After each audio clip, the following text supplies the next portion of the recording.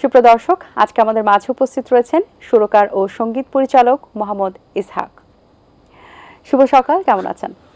শুভ সকাল, ভালো আছি। শুরুতে একটু জানতে চাই যে সুরকার এবং সঙ্গীত পরিচালক হিসেবে আপনার জীবনের জার্নিটা শুরু হয়েছিল কিভাবে?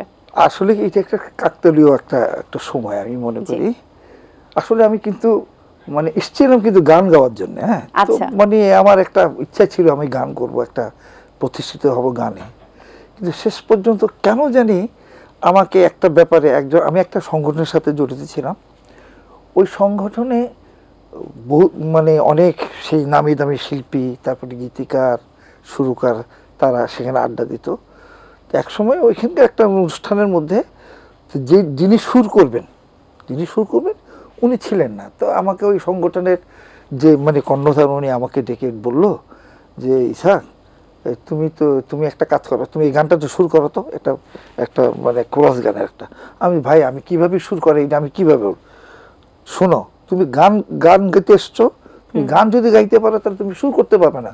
আচ্ছা ভাই, গান একটা জিনিস, সুর করা গেল আরেকটা জিনিস। সুরটা হলো অন্য জিনিস, কিভাবে গাঁথুনি মানে সেই মুখরা অন্তরা কিভাবে করতে, এটার একটা আলাদা একটা তার মুন্সিয়ানা আছে। আমাকে বললো যে ভাই তুমি চেষ্টা করো, এটা কোনো ব্যাপার না। হঠাৎ করে কিভাবে কাকতালীয়ভাবে আমি সেই গানটা আমি করে ফেললাম। করার সবাই আমাকে বললো যে বাহ, খুব চমৎকার হয়েছে। তখন আমি চিন্তা করলাম যে এটা কি বলে, সবাই বলে যে ভালো হয়েছে, এটা কিভাবে হলো। আমি তো গান গেতে এসছি, আমি সুর কিভাবে করে আমি তো জানতামই না। উনি আমাকে জোর করে একটা গান, আমাকে কোরাস গান করালো, এবং আমি মনে করি যে এটা খুব সমুদ্রিত হয়েছে সবার কাছে। এরপর থেকে আমার এই পথ চলা আর কি, আমার সেই মানে সুর এবং সঙ্গীত পরিচালনার ক্ষেত্রে। এরপর আমি আর গানের প্রতি আমার আর কোনো ঝোঁক ছিল না। আমি গানের প্রতি আমি পরিপূর্ণভাবে সেখান থেকে ফুল আইসোলেটেড ফ্রম মানে শিল্পী হিসাবে আমি একদম পুরো সঙ্গীতে আমি সুর এবং সঙ্গীতের মধ্যে আমি মনোনিবেশ করলাম আর কি। আপনার প্রথম ক্যাসেট ভেঙে দেব তাজমহল, এই গান আপনার প্রথম জীবনের অ্যালবাম হিসেবে রিলিজ হয়, এবং এই অ্যালবামে কতগুলো গান ছিল এবং শিল্পী কারা কারা ছিলেন? শিল্পী একজনই ছিল, ও ছিল পিয়াল হাসান।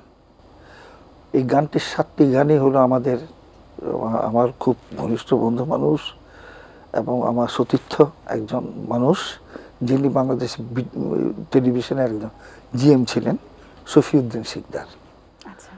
ব্যাপার হচ্ছে শফিউদ্দিন শিকদার গান লিখবে এটা উনি কোনোদিন চিন্তাই করেনি। আমাকে হঠাৎ শিকদার সাহেব, জিএম সাহেব আমাকে ওনার রুমে ডেকে বললো যে ইসহাক ভাই, একটা কাজ করেন, আপনাকে তো একটা ক্যাসেট বের করতে হবে। আমি যে কি ক্যাসেট বের করবো, কিভাবে, কার গান? এর গান। সাউন্ডটেক আমাকে বলছে যে ওর একটা গান আপনাকে দিয়ে করানোর জন্য। আমি ঠিক আছে, অসুবিধা নেই। তো এখন আমাকে একজন গীতিকারের নাম বলেছিল যে ও আপনার সাথে যোগাযোগ করবে, সে আপনাকে গানগুলো দিবে, আপনি ওকে নিয়ে গানগুলো করে ফেলেন। তো আমি এরকম বসে বলে যে ও অমুক দিন আপনার বাসায় যাবে, আপনাকে গান নিয়ে আসবে, গান আপনাকে দেখাবে, সেই পছন্দ মতো আপনি সুর করে ফেলবেন। হঠাৎ করে টেলিভিশনের লনের মধ্যে উনি হাঁটতে হাঁটতে সিগারেট টানতে টানতে বলতেছে, তখন উনি খুব প্রচণ্ড সিগারেট খেত। খাওয়ার পরে আমাকে বললো, মন খুব খারাপ, ওনার মন খারাপ, আমারও মন খারাপ, ইসহাক ভাই আপনি চিন্তা করেন না, আচ্ছা আমি গান লিখে দেবো। আমি হাসলাম, আপনি একটা ক্যাসেটের গান, আপনি কোনোদিন গান লেখেন নাই, আপনি গান লিখবেন কি করে শোবে, আমি তো বললাম না। তো উনি আমাকে বলছে, আমাকে বললো ইসহাক ভাই দেখেন, আমার ভিতরে অনেক কিছু আছে, অনেক কিছু আমাকে মানে আমার নক করে, আমার এই যে মানে গীতিকবি হিসাবে যে কথাগুলো কিভাবে সাজাতে, কিন্তু আমার যে মাত্রা হিসাবে যে গান যে রচনা করা, সেটা আমি জানি না। যদি আপনি আমাকে যদি একটু হেল্প করেন এই ব্যাপারে, যে কোন গানটা কোন মাত্রার উপর কিভাবে মানে গান তো একটা মানে একটা সীমাবদ্ধতা, আমরা একটা সীমাবদ্ধতা, যে একটা মুখ, একটা অন্তরা, দ্বিতীয় অন্তরা, এটার একটা সীমাবদ্ধতা, ওর মধ্যে সমস্ত তার ঘটনার পরিপূর্ণভাবে সেটা তার প্রকাশ করতে হয়, তাই না? এই জন্যে বলছে যে আপনি আমাকে, তখন আমি বললাম যে দেখেন তার যদি আপনি যদি মানে কাহার ছন্দে যদি করেন, তো আপনি একটা 4টা লাইন করবেন, 1 2 3 4, 1 2 3 4, 1 2, যে এই চারটার মধ্যে আপনি এই 4-4-4-4, হুম যেহেতু মানে কারবার ছন্দটা 4-4 ছন্দে, এই জন্য আপনি প্রথম মুখড়ায় 4-4 ছন্দ, পরেরটা এইভাবে করে আপনি মুখড়াটা লিখবেন। তাও কিন্তু একটা মুখ, তার মধ্যে একটা ব্রিজ লাইন থাকবে, যেটা আমাকে সুর আমাকে সেই মুখে আবার আমাকে ফিরিয়ে নিয়ে আসবে। তো উনি তো মানে তখন এটা আমি হাতে করে আমি ওনাকে বসে বসে ওনাকে দেখালাম। উনি বাসায় সারা রাত্র বসে, তো বাসায় গেল, বাসায় গিয়ে সারা রাত্র বসে উনি খুব চেষ্টা করলো যে কি ছন্দ, মানে ছন্দ হিসেবে গান কিভাবে গানটা রচনা করতে হয়। তা আমি শেষে আমি যে ঠিক আছে দেখেন কি হয়। তো উনি বাসায় গেলে যত সারা রাত্র উনি মানে লাইট জ্বালিয়ে আমাকে বললো আর কি, উনি ওনার কথা অনুযায়ী বললো যে আমি ভাবছি আপনার এই ছন্দ হিসাবে আমি গান লেখা খুব চেষ্টা করতেছি, একটা ফেলছি একটা বলে আমার হচ্ছে না, কেন হবে না, সিগারেটের পর সিগারেট খাচ্ছি, হচ্ছে না আমার, কেন কথাই আসতেছে না।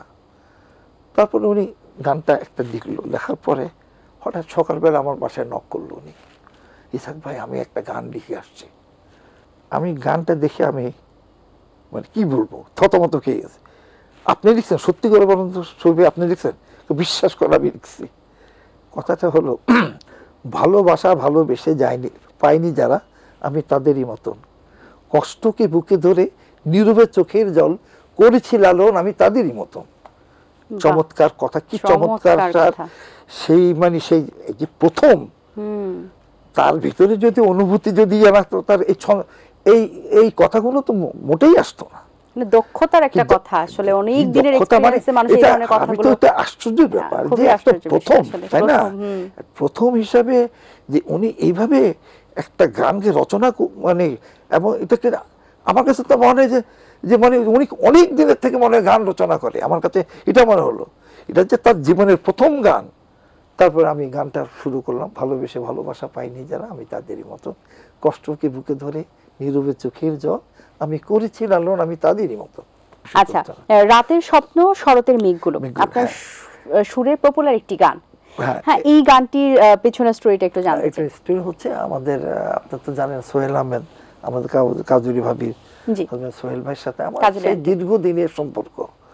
উনি আমার খুব সুরের খুব ভক্ত, উনি আগের থেকেই। তো একদিন ওই যে সে একই কথা বিটিভিতে, তখন আমাদের একটা বিটিভিতে কি জানেন, একটা চমৎকার একটা আড্ডা হতো আর কি। এই যে শিল্পীরা আসতো, তারপর হারমোনিয়ামে বসতাম, গানের মারাত্মক আড্ডা হতো। ওখানে বসে বসে সবাই আসতো, সবাই মানে অনেক শিকদার সাহেব, তখন আমি ডাকলাম যে সুর ভাই একটা গান, তখন ওই আস্তে আস্তে আস্তে আস্তে পাকা হতে লাগলো। এমন সব আমি দেখলাম যে সুর একটা ব্যাগ নিয়ে আসতেছে, হিসাবে কি করতেছেন আপনি? আমি সুর করতেছি, আমার জন্য ভাই একটা গান সুর করে দেন না। আমি ভাই বসেন তাহলে আপনি, সুবি ভাই আপনার সোহেল ভাইয়ের জন্য একটা গান একটা লিখে দেন না আপনি। তো আমি তো কথাগুলো সব তো আমার মনে থাকে না, শরতের মেঘগুলো, যাক আমি অনেক আগে, তারপরে আরেকটা কিছু রাতের স্বপ্নগুলো, এটা করে আমি। তো উনি একটু মানে একটু হেমন্ত মিত্রের একটু মানে গান খুব পছন্দ করে। হেমন্ত মিত্রের একটা আছে না, আমরা তো সবাই মানে যারা আমরা গান করি সবাই না, সবাই একটু উপর বাংলার ওই দিককার গানের মানে ওকে আমরা অনুকরণ করি। এবং উনি খুব মানে উনি আমাকে জড়াই ধরলো যে ইসাক আপনি ঠিক কি করলেন, আপনি আমার জন্য এত সুন্দর একটা গান করলেন, এই অবস্থায় এইভাবে মানে সোহেল ভাই দুইটা গান আমি করে দিলাম আর কি। আচ্ছা, আপনার সুরে এবং সঙ্গীত পরিচালনায় আর কোন কোন শিল্পী গান করেছেন? আমার সুরে আমি কিন্তু আমার প্রথম কিন্তু ওই যে বললাম না যে কাকতালীয় ভাবে আমি একটা সংগঠনের সাথে জড়িত ছিলাম। এরপরে আমাকে আমার তখন আপনি চিনবেন, তখন বিখ্যাত গীতিকার শওকত ইসলাম বাবু, তুমি আমাদের বড় ভাইয়ের মতো, আমাদের পাড়ায়, আমি শাহজাহানপুরি ছিলাম, উনি মতিঝিল কলোনিতে, ওই হিসাবে ওনার সাথে আমার একটা সম্পর্ক ছিল বহু দীর্ঘদিনের। আমাকে বললো যে ইসাক তুই যে এত সুন্দর সুর করিস, তুই কি রেডিওতে এনলিস্টেড? আমি না তো, ভাই আমি তো এনলিস্টেড কীভাবে, আমি তো জানি না ভাই, আমি তো গান গাইতে আসছি, তো টিভিতে এনলিস্টেড। তো তুই কী করলি তুই এতদিন, বল। তো বলে গেছে তুই একটা কাজ কর, আমি অমুক সময় আমি রেডিওতে দেবো, তুই আমার সাথে চলিস, তুই একটা ছোট্ট একটা অ্যাপ্লিকেশন করে আমার সাথে চলিস। তো আমি সেই যথামত ওনাকে নিয়ে গেলাম। যাওয়ার পরে তখন উনি ওই যে তখন মিউজিকের প্রধান ছিল বোধহয় মোজাক্কের হোসেন। মোজাক্কের হোসেন তখন ছিল মিউজিকের হেড, প্রধান আর কি। তো উনি আমাকে সরাসরি রুমে ঢুকে ওনার সাথে পরিচয় করাই দিল যে আমার ছোট ভাই, ওর নাম ইসাক, খুব চমৎকার সুর করে। তাই নাকি? আমি আপনাকে একটা কথা বলি, যদি ভালো সুর করে তাকে কিন্তু ডিসট্রেট করতে হবে, আর যদি খারাপ সুর করে ডিসট্রেট করার কোনো দরকার নাই। তো উনি সাথে সাথে আমাকে বললো, তো তুমি কবে অডিশন দিবে বলো। আমি তো হঠাৎ করে যদি একজন লোক যদি বলে তুমি কবে অডিশন পাবে, অডিশন ব্যাপারটা শুনলে তো সবাই একটু মানে ভয় লাগে, একটু ভয় লাগে, তাই না? তো উনি আমাকে বললো যে ঠিক আছে তুমি কবে, তো তুমি কাকে দিয়ে গান করাবা? আমি যে তো ঠিক আছে অমুক দিন আমি সেই সময় মতো গেলাম। আমি কম্পোজিশন করে গান শুরু করার পরে, তখনকার সময় তো ছিল, তখন সুরকার যখন যে সুর করতো একজন যে কোনো আর্টিস্ট সিলেকশন করতো, যে আর্টিস্টকে আমি, তখন বোর্ডে বসতো আর কি, তারা শুনতো যে কম্পোজিশন কি, গানের কম্পোজিশন, গানের সুর কি। তখন সবাই বোর্ডে বসে ওরা কিন্তু ইয়ে করতো না, মার্ক করতো, ওই মার্কে আমি উত্তীর্ণ হয়ে গেলাম। হ্যাঁ, এই আমার যাত্রা শুরু। মানে রেডিওতে আমার প্রথম আমার গানের সুরে আমার সুরে গান করছে নার্গিস পারভীন, রফিকুল আলম, মাহমুদুর নবী, তারপরে শাম্মী আক্তার। এখন তো ক্যাসেটের যুগ পার হয়ে মিউজিক ভিডিওর যুগ চলে এসেছে, তো এখন পার্থক্য কেমন দেখছেন? পার্থক্যটা হলো কি, আগে আমরা গান শুনতাম, অনুভব করতাম, তাই না? এখন আমাদের গান দেখছিও। হ্যাঁ, এখন হ্যাঁ দেখছি। তখন ওই সময়টা ছিল কি জানেন, তখন তো মানুষের আসলে মানে ইয়ে ছিল, মানে ইয়ে কি করবো, এটা কি বলে, আনন্দের জন্য তারা গান শুনতো। ক্যাসেট, তখন ক্যাসেট প্লেয়ার সামনে মন রেখে, খারাপ থাকলে ভালো থাকলে প্রত্যেকটা মুহূর্তেই আসলে মানুষ গান শুনে। তখন তো সময়টা ছিল এরকম যে আমি গান শোনার জন্য, ভালো গান হলে তারা শুনতো, এবং এই শোনার মধ্যে মানে কোনো অস্থিরতা ছিল না, কোনো মানে ইয়ে খুব তাড়াহুড়া কোনো ব্যাপার ছিল না। একটা সময় ছিল, যেমন আমি একটা অফিস করলাম 9টা থেকে 5টার পরে আমি আর বাসায় এসে আমার আর কোনো কাজ নেই। আমি কি করলাম, একটা ক্যাসেট নিয়ে বসলাম, আমি সেই পুরোনো দিনের গানগুলো শুনলাম, বিখ্যাত কি গান, ক্যাসেট কি আসছে, বিভিন্ন ইয়েতে প্রোডাকশন হাউসে দেখলাম যে আজকে নতুন কি ক্যাসেট বেরোলো, এগুলি যারা ভালো ভালো গান। আসলে কি আজকে যে সমস্ত যারা মানে স্টার, যে ওরা আসলে ওরা সবাই কিন্তু এই ক্যাসেট থেকে কিন্তু তাদের অভ্যুত্থান, তাই না? এখন হচ্ছে কি, সমস্যাটা হচ্ছে কি, এই যে এখন পরিবর্তনের যুগ, মোবাইলের যুগ, তারপর এটাকে কি বলে, ডিভাইসের যুগ, তারপরে ডিজিটাল যুগ। এখন আপনি কি গান আপনি ইয়েকে শ্রোতাদেরকে শোনাবেন, শ্রোতাদেরকে শুনে কি ভিউ, ইউটিউবে সার্চ করলেন অমুকের গান কত ভিউ হয়েছে, 1 লাখ ভিউ হয়েছে।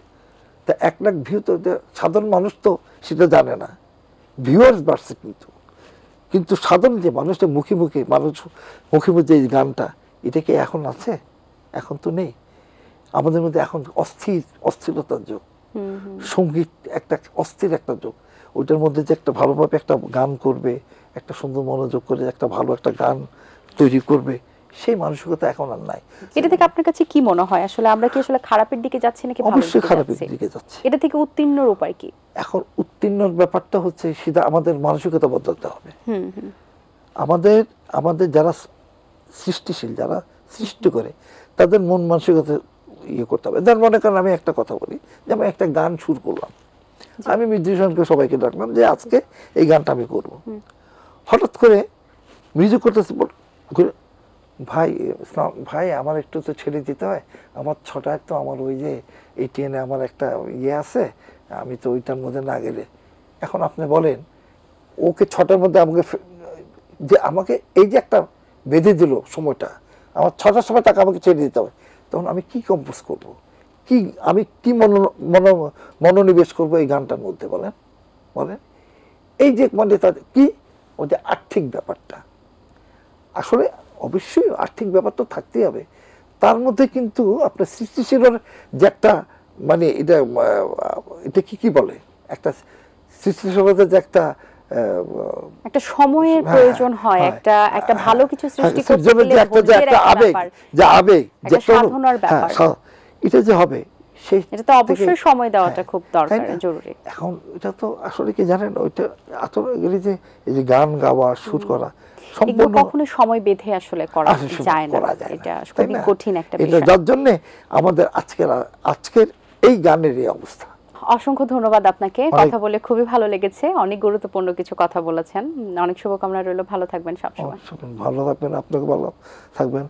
আর আমি টেন বাংলাকে ধন্যবাদ জানাচ্ছি আমাকে এই অনুষ্ঠান আমন্ত্রণ জানানোর জন্যে। দর্শক, আশা করছি আজকের আয়োজন আপনাদের ভালো লেগেছে। আজ এই পর্যন্তই, আপনাদের সঙ্গে দেখা হবে আগামী পর্বে নতুন কারোর সঙ্গে। সেই পর্যন্ত ভালো থাকুন, সুস্থ থাকুন এবং এটিএন বাংলার সাথেই থাকুন। আল্লাহ হাফেজ। দিন আসে দিন যায়, সময়টা চলে যায়, তবু আছি এই বেশ ভালো। জীবনটা রঙময়, যেভাবেই হওয়া চাই, নয় কবু সাদা কালো। এই আশাতে স্বপ্ন ভাসে, সুখ হাসে চোখে মুখে, চায়ের চুমুকে।